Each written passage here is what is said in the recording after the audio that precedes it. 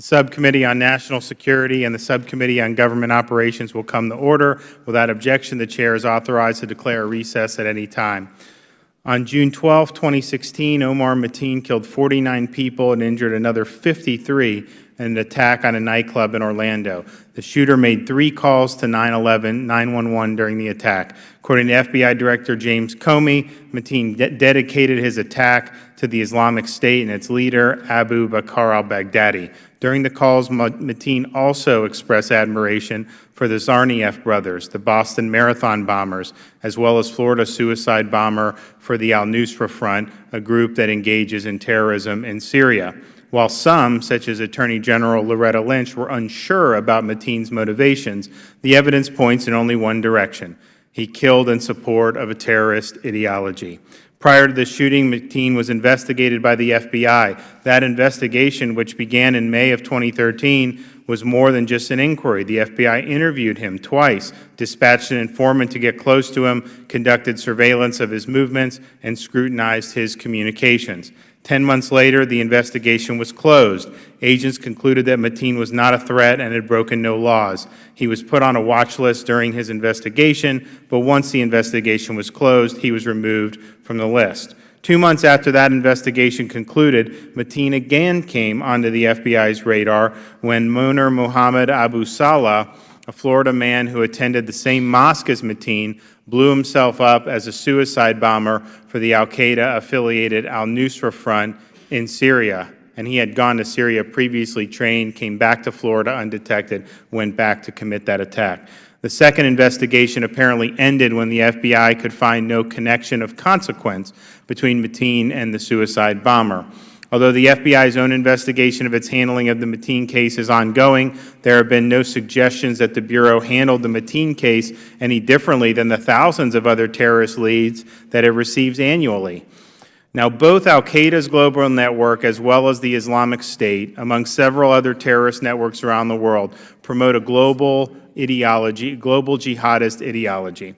As the Congressional Research Service has found, these terrorists use, quote, Islam as an ideological and/or religious justification for their belief in the establishment of a global caliphate, a jurisdiction governed by a Muslim civil and religious leader known as a caliph via violent means, end quote. This committee began to look at the issue of radicalization by ISIS and other terrorist groups on October 28, 2015, when we held a hearing entitled Radicalization, Social Media, and the Rise of Terrorism. The Orlando attack underscores the importance of the committee's investigation into the ways terrorists in the United States become radicalized.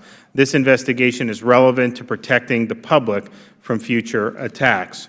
Now, the June 12th attack in Orlando, the July 14th attack in Nice, France, and other recent terrorist attacks in the United States and abroad committed by radicalized Islamic extremists targeting unsuspecting populations in vulnerable public places represents the prevailing template for terrorist attacks. In just the last 7 months, attacks in Orlando, Nice, Brussels, San Bernardino, and Paris revealed that ISIS has become successful at using a country's own population against itself.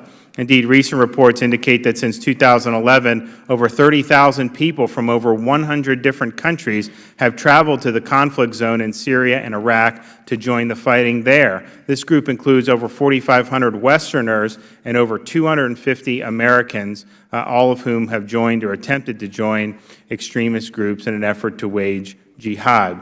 Recent terrorist attacks have also shown that so-called lone wolf terrorism has become a growing concern for government and law enforcement agencies in the United States. Individual terrorists have proven capable of committing a wide range of violent attacks, even though those individuals had no formal connection to terrorist groups. These have included mass shootings, bombings, assassinations. The unprecedented speed with which such individuals are being radicalized by violent Islamic extremists is difficult for law enforcement to track and is straining the ability of government to monitor and intercept suspects. Part of this may have to do with the very technological advances that have otherwise improved our way of life. Research has shown that since the terrorist attacks of September 11th, the preferred method for recruiting radicals has changed. Before 9/11, the Internet contributed to only 3% of all radicalizations, but as of 2014, it contributed to roughly 20%. The evolution of radical movements may also play in the role in the speed by which potential terrorists become radicalized. Today, only 42% of radicals identify with a specific terrorist organization, compared to 63% between the 60s and 1990s. The long-term trend towards so-called lone wolf terrorism makes it challenging to stop terrorist attacks before they occur. Authorities have had far more success penetrating plots concocted by several different people than by individuals who simply choose to act on their own. U.S. policies regarding intelligence, military operations, and immigration should reflect this new reality. I thank our witnesses for their testimony today, as it is important that we continue to examine the issue related to radicalization by Islamic extremists and what can be done to combat this growing problem. And I now recognize the ranking member of the Subcommittee on National Security, Mr. Lynch, for his opening statement.